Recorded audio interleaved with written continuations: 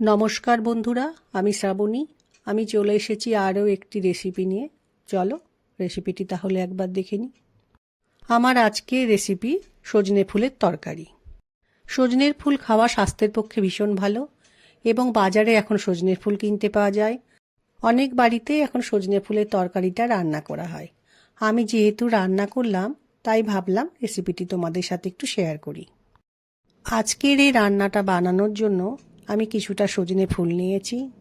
সজনে ফুল বাজার থেকে কিনে আনার পর সজনে ফুলের মধ্যে ছোট ছোট ডাঁটা মতো থাকে, সেগুলোকে বেছে পরিষ্কার করে নিতে হয়।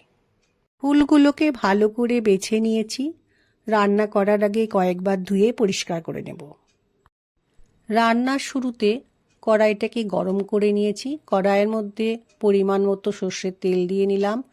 তেলটা গরম হয়ে গেলে একটু বড়ি দিয়ে ভালো করে তেলের মধ্যে মিশিয়ে নিয়ে ভেজে নেব। বড়ি ভাজার সময় বারে বারে নাড়াচাড়া করে বড়িটা ভাজতে হবে, না হলে বড়িটা কিন্তু পুড়ে যেতে পারে। বড়িটা ভাজা হয়ে গেছে, তেল থেকে বড়ি ভাজাটা তুলে রেখেছি।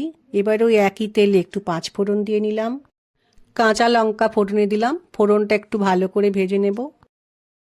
ফোড়নটা যখন খুব সুন্দরভাবে ভাজা হয়ে যাবে সেই সময় কেটে রাখা আলু তেলের মধ্যে দিয়ে একটু সময় রান্নাটা করে নিতে হবে।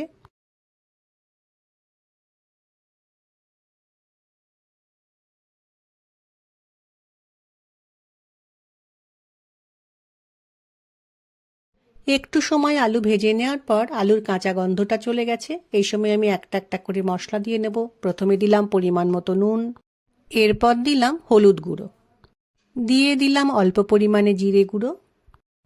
এখন আলুর সাথে সমস্ত মশলা মিশিয়ে নিয়ে আবারও একটু সময় রান্নাটা করে নেব। আলুর সাথে মশলা মিশিয়ে কিছুটা সময় রান্না করে নেওয়ার পর বেছে রাখা ফুলগুলো আলুর মধ্যে দিয়ে খুব ভালো করে আরও একবার মিশিয়ে নিতে হবে। অনেকেই ফুলগুলোকে প্রথমে গরম জলে একটু বয়েল করে নিয়ে তারপর রান্না করে। আমি কিন্তু এভাবেই রান্না করি, খেতে একটুও খারাপ হয় না।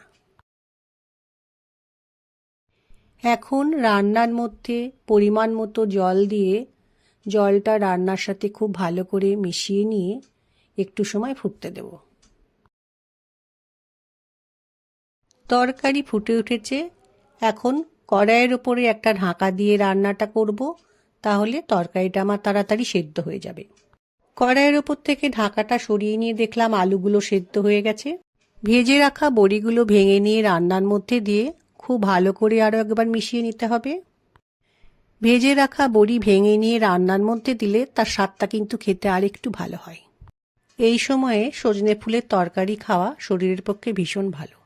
সেই কারণে এইভাবে বানালে বাড়ির বড় থেকে বাচ্চা সকলেই খেয়ে নেবে। ভিডিওটা পুরোটা দেখার অনুরোধ রইল। রান্নাটাকে ঠান্ডা করে নিয়ে আমি একটা পাত্রে পরিবেশন করে নিয়েছি। আমার আজকের রেসিপি ভালো লাগলে লাইক, শেয়ার ও সাবস্ক্রাইব করো।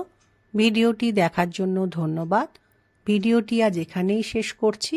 ফিরে আসছি আরও একটি রেসিপি নিয়ে।